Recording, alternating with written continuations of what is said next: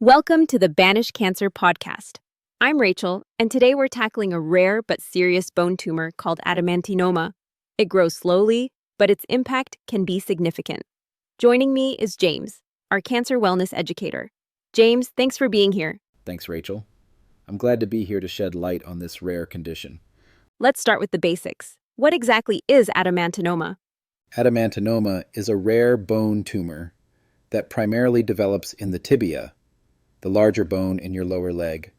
It accounts for less than 1% of all primary bone cancers and under 0.5% of skeletal tumors. Even though it grows slowly, it can spread to the lungs, lymph nodes, or other bones. That potential for metastasis makes early detection crucial. How does it usually present? What symptoms should people watch for? The most common symptoms are pain and swelling in the affected area. Patients often notice a slow-growing lump. Sometimes it's painful, sometimes not, which makes it easy to overlook. Over time, swelling can cause deformities like bowing of the tibia. In some cases, the weakened bone leads to fractures. Restricted movement or limping is also common as the tumor presses on surrounding tissues. You mentioned it can spread. How often does that happen? About 15 to 20% of cases involve metastasis to the lungs. Spread to lymph nodes or other bones is less common, but it does occur. Risk factors include being male, having pain at diagnosis, younger age, and a short duration of symptoms before diagnosis. Recurrence is also a concern, especially if the tumor isn't completely removed during surgery. What makes adamantinoma unique compared to other bone tumors? Its histological features stand out.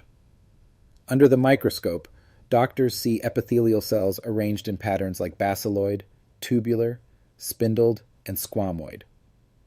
These patterns help distinguish adamantinoma from other tumors. Sometimes it resembles osteofibrous dysplasia, which complicates diagnosis. That's why biopsy and expert analysis are essential. Do we know what causes it? The exact cause is still unknown. One theory suggests it arises from misplaced epithelial cells during development. Another links it to osteofibrous dysplasia, a benign bone disorder. Genetic studies have found extra copies of certain chromosomes and mutations in the p53 gene, which regulates cell growth. These findings suggest a genetic or developmental link, but research is ongoing. Who is most at risk? Adamantinoma usually affects people between 20 and 40 years old. Men are slightly more likely to develop it than women. A history of osteofibrous dysplasia may also increase risk. While these factors don't guarantee someone will develop the tumor, they help doctors identify individuals who need closer monitoring. Let's talk treatment. What's the standard approach? Surgery is the cornerstone.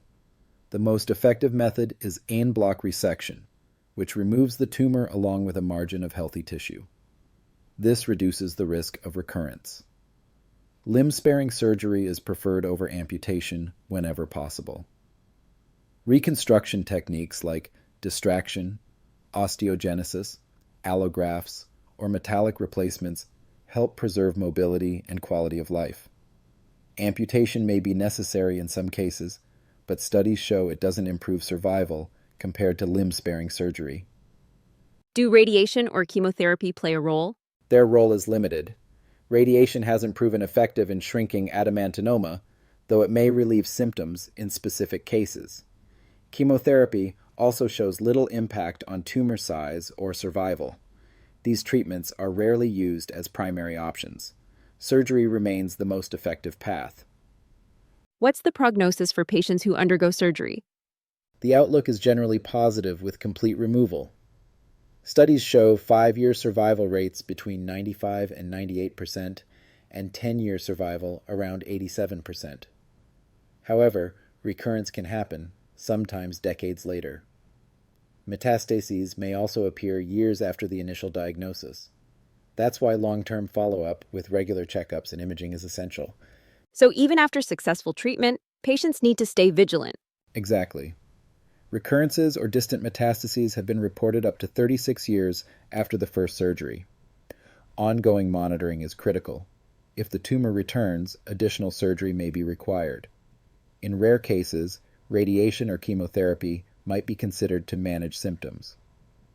What's the bottom line for listeners? Adamantinoma is rare, but it's serious. Persistent pain, swelling, or a lump in the leg should never be ignored. Early diagnosis and thorough surgical treatment lead to the best outcomes. With proper care and long-term follow-up, most patients can maintain a good quality of life. James, thank you for breaking this down, and thank you to our listeners for joining us. This has been the BanishCancer podcast. If today's conversation helped, share it with someone who might benefit. The more we understand, the stronger we become.